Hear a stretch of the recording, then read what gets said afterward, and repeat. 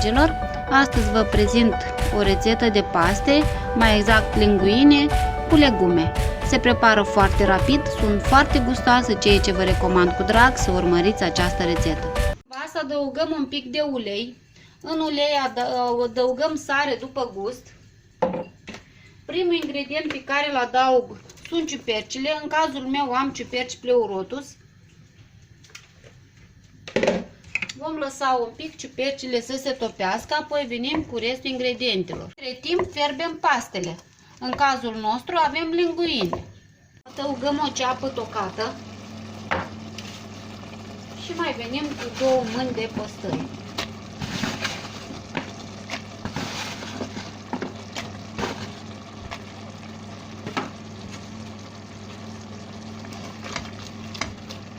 Și acum vin cu domatine, cu roșioare.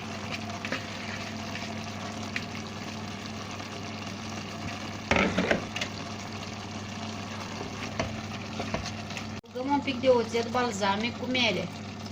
Deci oțetul care conține are și miere în el. Și acum vin cu pastele.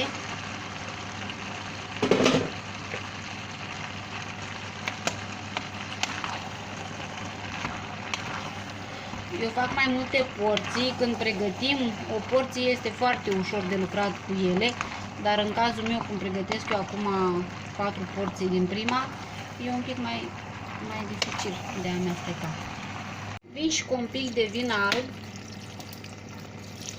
și lăsăm un pic să se aburească, adică mai să treacă așa o ferbere rapidă de 2 minute și sunt gata. La sfârșit, adăugăm câteva semințe de pin sau nuci de pin, sunare în greacă, mă numesc așa.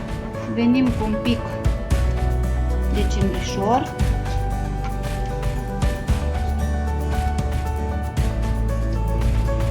și un pic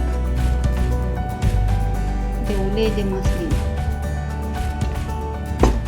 Și în felul acesta am servit linguine vegetare sau vegane sau cum vreți așa le spuneți, cu legume, cel mai simplu românește. Eu vă mulțumesc că ați fost alături de mine și de această dată și nu uitați să intrați mai des la mine pe canal.